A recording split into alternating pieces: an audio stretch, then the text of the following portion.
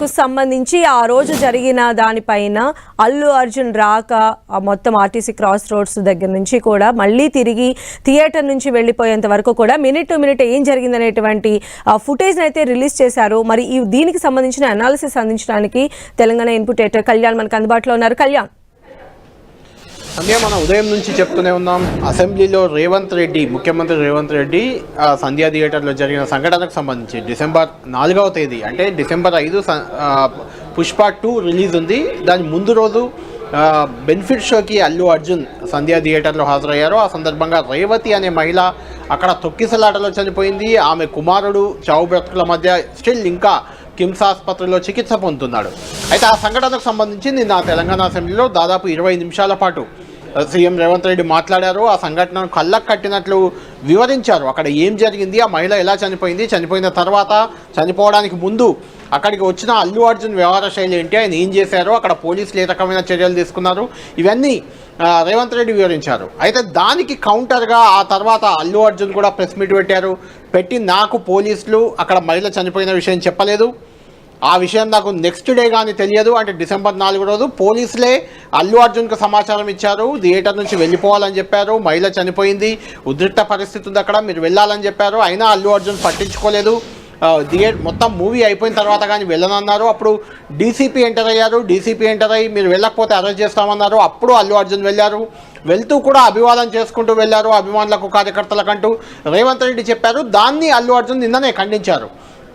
తన దగ్గరికి ఏ పోలీసులు రాలేదు, తనకు ఆ మహిళ చనిపోయిన విషయం తెలియదు, అది మిస్ఇన్ఫర్మేషన్తో మాట్లాడుతున్నారు కొంతమంది, తన క్యారెక్టర్ని అసాసినేషన్ చేస్తున్నారంటూ కూడా తీవ్ర ఆవేదన వ్యక్తం చేసిన పరిస్థితి నిన్న.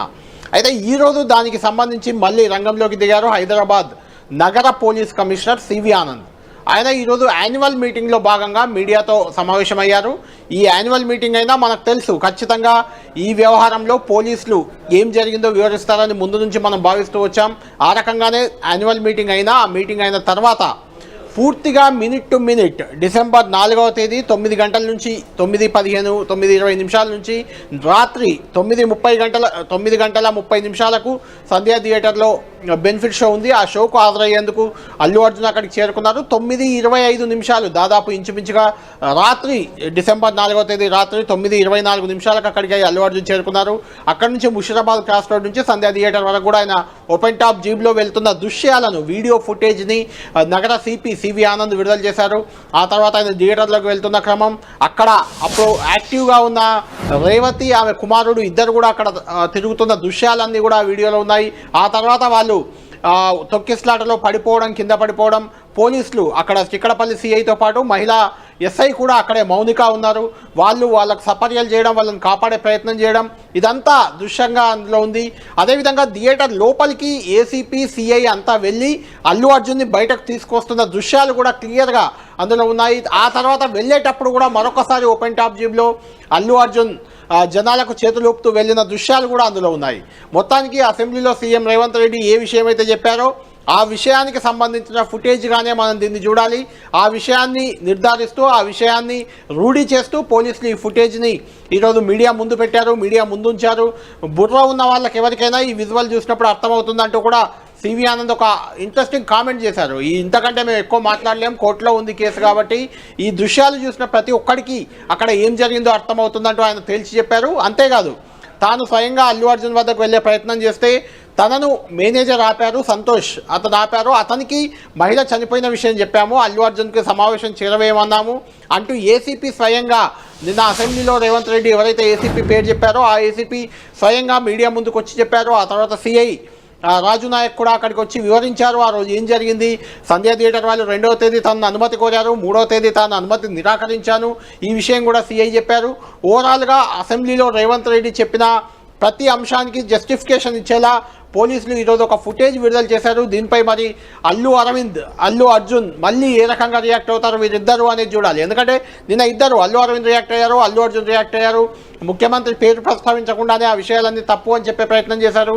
అయితే ఇప్పుడు ఈ ఫుటేజ్ తర్వాత మినిట్ టు మినిట్ టెక్స్ట్తో సహా పైన టెక్స్ట్ వేశారు, పక్కన టైం వేశారు. మొత్తానికి ఒక ప్రీ ప్లాన్డ్గానే ఈ ఫుటేజ్ని తెర మీదకి తెచ్చినట్లు మనం భావించాలి.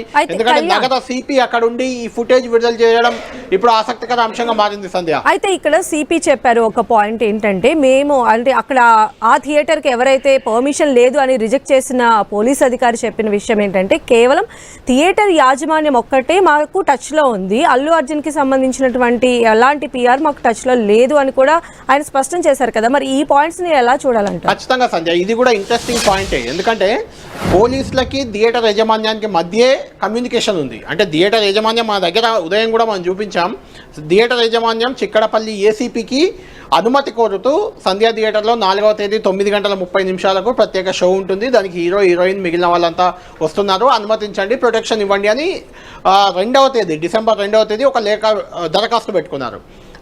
నెక్స్ట్ డే అంటే కరెక్ట్ డిసెంబర్ 3వ తేదీ తాము ప్రొటెక్షన్ ఇవ్వలేము, ఆ సంధ్యా థియేటర్ ప్రాంగణంలో 2 థియేటర్లు ఉంటాయి, సంధ్యా 35mm, సంధ్యా 70mm, ఆ 2 థియేటర్లకు కలిపి ఒకే ఎగ్జిట్ గేటు ఒకే ఎంట్రీ గేట్ ఉంటుంది.